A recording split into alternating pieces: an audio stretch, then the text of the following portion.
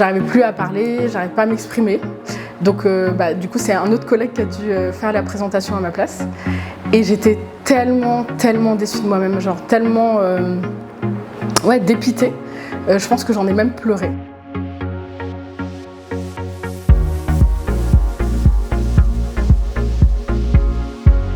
Bonjour, je m'appelle Joanne Bruffard, je suis la directrice générale d'Epitech au Bénin. Mon parcours se compose d'abord avec des études en école de commerce très orientées vers l'international.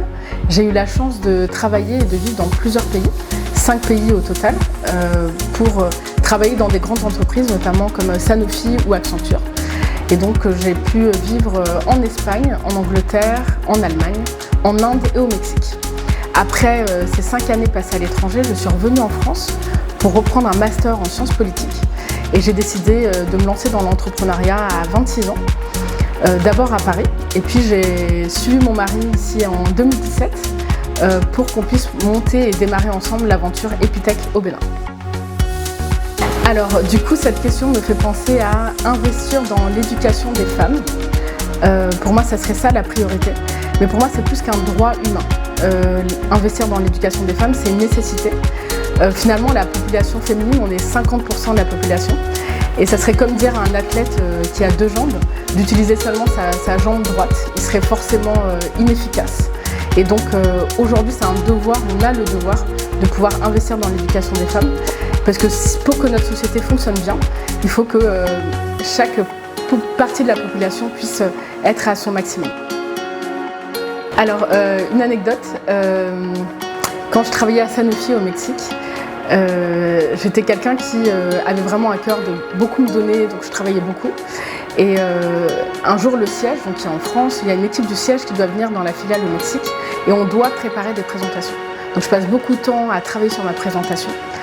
Et le jour de leur arrivée, donc chaque personne de l'équipe vient et présente.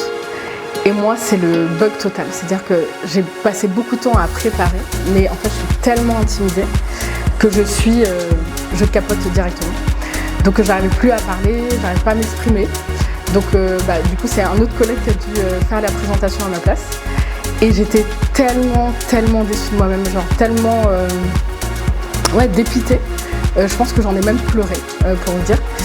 Et donc ce que j'ai appris de ça, c'est que il faut investir dans le travail qu'on fait, donc il faut développer son savoir-faire, mais il faut aussi investir dans ses compétences en communication. Et je pense que j'ai beaucoup négligé ça dans mes premières années. Même aujourd'hui, je pense qu'il faudrait que je puisse m'améliorer, mais sur la communication orale et écrite, parce que c'est important aussi de montrer notre travail, de montrer ce qu'on sait faire. Et nous, encore plus les femmes, parce qu'on a souvent ce syndrome de l'imposteur, où on est très scolaire, c'est-à-dire qu'on va faire des super presse, on va beaucoup travailler, mais derrière, quand il s'agit de s'exprimer, on va toujours se mettre un peu en retrait.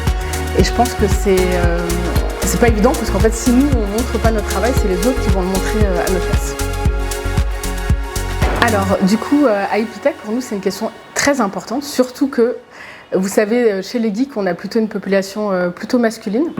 Donc, notre responsable Carrière Center, Marie Desneiges, elle s'est saisie très tôt de ce dossier-là, de comment mettre en place une politique pour l'égalité des femmes. Donc elle a créé un groupe de discussion avec toutes les femmes qu'elle rencontre régulièrement, qui étudient à Epitech. Donc au début, c'était vraiment plus pour travailler autour de l'ambiance, pour pas qu'il y ait une ambiance sexiste au sein d'Epitech. Et finalement, aujourd'hui, c'est devenu vraiment un outil d'empowerment. Donc elle fait venir d'autres femmes leaders et d'autres hommes aussi leaders qui viennent parler à ces jeunes femmes. Mais ce qui est bien, c'est que dans ces initiatives, il n'y a pas seulement des actions pour les femmes, il y a aussi des actions pour les hommes. Et donc on a beaucoup sensibilisé les jeunes hommes à Epitech. Mon équipe le sait aussi, parce que du coup moi je suis assez militante là-dessus pour comprendre aussi pourquoi c'est important en fait d'avoir une politique égalitaire. Et il faut que tout le monde en soit conscient. 3 conseils pour les jeunes qui rentrent sur le marché du travail, notamment les femmes. La première des choses, je dirais d'abord d'investir en soi-même. C'est important de continuer de se former, de lire beaucoup. Et de pouvoir développer ses compétences. C'est pas juste une fois qu'on a fini à l'université que ça suffit, c'est vraiment tout au long de sa vie professionnelle qu'il faut continuer de se former. Le deuxième conseil que je donnerais, c'est de toujours chercher à avoir du feedback. C'est pas quelque chose de très confortable d'aller chercher du feedback, Mais je pense que depuis très jeune, dès que j'étais en stage, j'allais toujours demander à mes managers, est-ce qu'on peut faire un point d'évaluation? Est-ce que tu peux me dire comment je m'en sors? Est-ce que tu peux me donner des conseils? Est-ce que tu peux m'expliquer un peu comment je devrais mieux faire? Et je pense que c'est quelque chose qui permet vraiment très vite d'apprendre beaucoup plus vite.